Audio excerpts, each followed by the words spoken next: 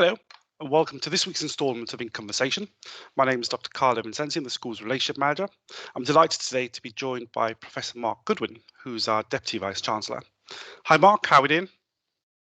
Very well, thanks. Yep, good to be here. Fantastic. Mark, I wonder whether we could start off by giving us a summary of your role at the university. As you said, my role is Deputy Vice Chancellor, but I have a particular portfolio as Deputy Vice Chancellor for Global Engagement. And as part of that, I oversee all of our admissions and recruitment work. So I'm very pleased to be talking to you about that today. That's great. Well, thank you very much for joining us. Mark, I want to start off with the first broad question, which is looking at the key challenges facing universities as we look ahead to the new academic year. Well, Karl, I think the challenges are obviously many, and I think like everybody else in the UK and indeed across the world, we've had to face many challenges over the past 18 months or so. I think our key challenge, though, for the new academic year will be making sure that our students have the best possible experience we can provide for them in the circumstances that we face. And we'll hopefully be opening everything back up and ensuring that our campuses are safe for all our students and all our staff. So I think we have a big task to adapt all our classrooms and our lecture theatres so that we can teach students in a safe, socially distanced way. And of course, for students studying subjects like medicine, science, engineering, we'll be making sure that all of our specialist teaching laboratories are fully operational, so we get those back up and running. We'll also be looking to have all our student societies back up again so students can experience the social as well as the academic side of university life, and we'll be working together with our student unions to do just that.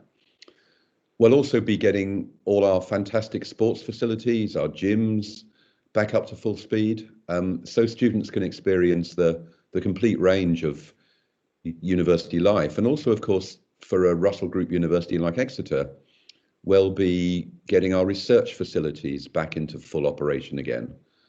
And I think in a way, the university is like a small town that we've got to get fully functioning. It has its own shops, it has its residences, it has its cafes, its restaurants, its pubs and clubs, its playing fields, its gyms. And we've got to put all these together to give the students a great experience. And to ensure this, the university has around 6,000 staff to make sure all of this works in the best possible way for you as students, not just the lecturers and professors who teach you, but also the administrative staff, the cooks, the chefs, the porters, the cleaners.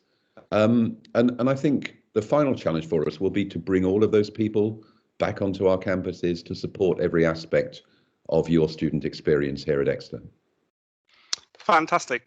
Now, Mark, the UK is making good progress with vaccination plans, and the English government roadmap indicates that we may be in a different place after the summer break. Reflecting on the University of Exeter's plans for the 21-22 academic year, what form is teaching likely to take? Well, that's right, Karl. As you pointed out, we're delighted that the vaccine rollout is going so well. And in fact, it's already reached 18-year-olds in Wales and Northern Ireland. So we would hope that all UK-based Year 13s will have had access to at least one dose of the vaccine before they come to our campuses in the autumn. And planning is well in hand to figure out the best way for those students to have both doses as swiftly as possible. And of course, international students who do join us will also have access to the vaccine in the UK, which is great. So in terms of teaching, although we don't fully know exactly how the pandemic will be playing out in the autumn, we are obviously absolutely committed to providing an outstanding education for you, no matter what the year brings, and we won't let COVID-19 get in the way of you learning and obtaining a first-class degree. Obviously, the health and well-being of our students is our top priority. We've actually recently written to all of our offer holders with more details and links to specific information about the programme and the modules that they'll be studying. So in terms of teaching style, if you like, if the roadmap set out by the UK government continues as planned. We expect to deliver the majority of your teaching face-to-face on our campuses with personal academic support for you. And building on our experience of adapting our teaching over the past year and listening to students' feedback, we've developed an enhanced blended approach to teaching and learning. And what that does is take some of the best aspects of teaching that students really enjoyed last year and provides more flexible learning activities. So we've already got considerable experience in blended learning. We've got an excellent virtual learning environment in place, and we've got many, many exciting study resources which are now available digitally. And we've learned a lot about how to bring that learning to life for you all. So we know that when teaching has to take place online, students want as much interaction as possible, both with their staff and their peers. So we'll be offering some live online sessions as well as some recorded ones. But we really want to keep those best elements of online learning and blend them with face-to-face learning. And that's what we mean by blended learning. So our students have told us that they like the flexibility to watch recorded lectures, to go over the material again, to understand or reinforce a specific topic. So we'd like to keep that. However, students obviously have also told us this year that they do want as much face-to-face contact as possible. So particularly for small group teaching, such as seminars or workshops, these will obviously be delivered in person, and they'll be much more stimulating if we can deliver them in person. We also know that students really value being in the laboratories and doing lab work with all of our specialist equipment. So again, that will be largely done face-to-face. Also, of course, some students will have field work as an important part of their programs. And actually, we're already doing field work again. We've recently had some field trips up and running, even at this stage of the pandemic.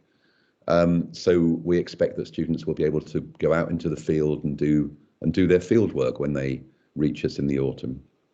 So rest assured that we're committed to getting you onto campus in person and to teach as much as we possibly can in a face-to-face way. But while that's not possible in some instances, you're in very safe and experienced hands with the kind of blended learning that I've just described. There may be some slight changes to individual courses or individual modules, but we've worked really hard to minimize any impact on you and to ensure that your learning experience is of really excellent quality, is a rich and varied one.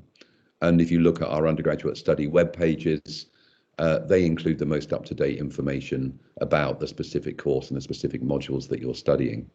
But we're very confident that our teaching in the autumn and throughout the year will be fulfilling and safe for you, whatever the pandemic situation. That's really reassuring to hear, Mark. Reflecting on the current Year 13s, they've had a particularly challenging educational experience over the last 2 years, a mixture of school closures, introduction of social distancing, major changes to the assessment process in itself. Reflecting on our student experience, what should they expect when they commence in September? Yes, thanks for that question, Karl. And I think we really recognise the challenges that Year 13 have faced across the last 2 years, as you say, and indeed the challenges that they still may be facing. Actually, my daughter is a teacher, and she regularly tells me, all of those challenges. So we do have an understanding of those Year 13s. One thing we actually learned last year was that when Year 13s came to us last year, they really wanted to keep going with their studies and their life plans. They didn't want to put their life on hold. They didn't want to let COVID stop them. And in fact, they started university last year in very large numbers without the mass deferrals that some people were predicting. And actually, they've stuck with their studies. They've done a brilliant job this last year. They've had a really challenging first year, but they're enjoying a much more normal summer period now, judging by all the fun that's actually going on around us in Exeter at the moment. Our student guild in Exeter, our student union in Cornwall are obviously fabulous at supporting a social programme. We've got many clubs, societies, sports, take place outside where COVID is easier to deal with. Others will take place in relatively small groups. So I think those meetings will be able to take place in line. We've got societies like the Exeter Comedy Society, for instance. It's about fostering talent for comedy writing and performing. They've been really creative, as you might expect, during lockdowns. We've got things like the Cheese Society that has cheese picnics and cheese quizzes. All of those things we think, will be back up and running. And I think you as students can expect a full range of student societies. We're planning for a Freshers' Week on campus as normal. If social distancing or restrictions are put back in place for any reason, we've got backup plans for that Freshers' Week. We're very lucky actually at Exeter. We've got wonderful outside spaces. Those of you that have been to visit us on open days will know that, both at our campuses in Devon and Cornwall. We've got wonderful open spaces where we can host events. We can put on festival-style stalls for food and drink. We can do things like film nights. We can have outside entertainment. We can do barbecues. We hope that the autumn of 2021 will allow for as much of that as possible weather-wise. But again, if it doesn't, we've got contingency plans. We also, though, appreciate, Karl, that students coming to university directly from school and from college will have had hugely disrupted education over the past couple of years. And we're committed to supporting students during their transition to university. We know they find themselves in a very difficult position, and you find yourselves in a very difficult position. So we've got an existing program of transition and induction activities, starting with Freshers' Week, but going well beyond that.